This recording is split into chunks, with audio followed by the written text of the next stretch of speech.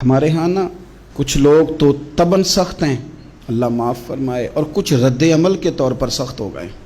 کچھ باتیں دلوں میں بیٹھ گئی ہیں جنہوں نے طبیعتوں کو سخت کر دیا ہے۔ کبھی کہیں آپ بہو سے کہ چلو بوڑھی ساس سے اگر کبھی کو بات سخت نکل گئی ہے تو معاف کر دے، وہ تیار نہیں ہوتی، وہ کہتی ہے تمہیں پتہ نہیں میرے ساتھ کیا کچھ ہوا۔ کبھی ساس سے کہا جائے نا چلو بھول گئی تھی بچی تو آپ درگزر کر دیں، تو کہتے تمہیں پتہ نہیں میرے اندر سختی کتنی آ گئی ہے، دکھ کتنے بیٹھ گئے۔ ہم نا طبیعتوں میں سختی کر بیٹھے، ہمارے دل دھڑکتے ضرور ہیں لیکن صرف اپنے بچوں کے لیے، ہمارے سینوں میں درد اٹھتا ضرور ہے لیکن صرف اپنوں کے لیے۔ ہم نے نا 2 4 5 6 باتیں جمع کر کے ان پر پورا ذہن بنا کے سخت ہو گئے ہیں، طبیعتیں سخت ہیں، دل سخت ہیں۔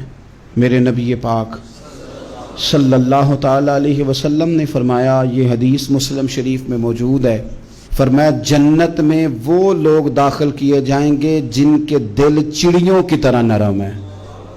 نرم دل کے لوگ، معاف کر دینے والے، جلدی مان جانے والے۔ ایک صاحب تھے، اپنے بھائی سے ناراض ہو گئے اور انہوں نے رشتے سے انکار کر دیا، پہلے ان کے بیٹے کی وہیں پہ نسبت تھی، انکار کر دیا۔ کئی لوگوں نے ان سے کہا، میں نے بھی کہا، تو وہ کہنے لگے پیر صاحب عزت بڑی کرتا ہوں آپ کی لیکن میں مرد ہوں، ایک دفعہ نہ کر دوں تو پھر ہاں نہیں کیا کرتا۔ تو میں نے اس صاحب سے کہا، میں نے کہا یوں نہ کر، اگر صبح قیامت تیرے بارے میں کوئی سخت فیصلہ آ جائے اور رب کو منانا ہو کسی مقام پر تو کیا کہے گا؟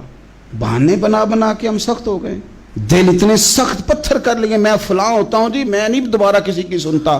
اور خدا کے بندو، میرے نبی پاک علیہ السلام نے فرمایا مومن تو اس طرح ہوتا ہے جس طرح اونٹ کے ناک میں نکیل ہوتی ہے، بٹھا دو تو بیٹھ گیا، اٹھ جاؤ تو اٹھ گیا۔ اور حضور نے فرمایا وہ لوگ جو بہت بد اخلاق ہیں، جھگڑالو ہیں، فسادی ہیں، سخت دل ہیں، وہ لوگ جنت میں نہیں جائیں گے۔ جو جھگڑے کرتے پھرتے ہیں جھگڑالو لوگ ہیں۔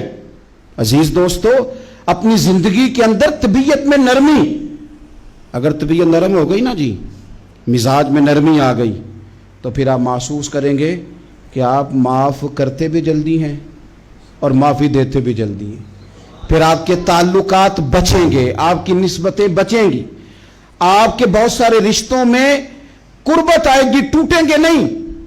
ایک تو دل نرم کریں، کسی شخص کے بارے میں دل میں کوئی بات ہے تو اسے معاف کریں اور معافی دیں۔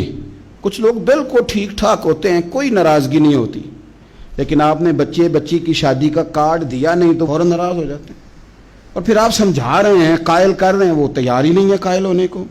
سنو اور اس حدیث کو یاد رکھنا، نبی پاک صلی اللہ تعالی علیہ وسلم نے فرمایا جس کے پاس اس کا بھائی عذر لایا، بھائی معافی مانگنے آیا اور پھر اس نے معاف نہ کیا، اللہ کے حبیب فرماتے میرے حوض کوثر پہ نہ آئے۔ تو سخت ہو کے بیٹھ گیا ہے، تو کہتا ہے میرے سے پہلے سنے، میں آپ کو بتاؤں اس نے میرے ساتھ کیا کیا، اور ٹھہر جا۔ اگر حساب کتاب کے بعد معافی والا اصول رکھ لیا جائے کہ پہلے حساب کتاب ہوگا، غلطیوں کا مداوع ہوگا، پھر معافی ہوگی، تو یہی حساب اگر رب کریم بندوں کے ساتھ کرے تو پھر میں اور آپ کدھر جائیں گے؟ تو اس سادی بات پہ آ جاؤ نا، تو 2 جملوں میں حضور نے سمجھائی ہے، فرمایا تم رب کے بندوں کو معاف کر دو، اللہ تمہیں معاف کر دے گا۔ رمضان المبارک کے تشریف لانے سے پہلے اپنی طبیعت کے اندر ایسا ذوق لائیں، ایسی طبیعت لائیں کہ ہم نے معافی دینی بھی ہے اور معافی لینی بھی ہے۔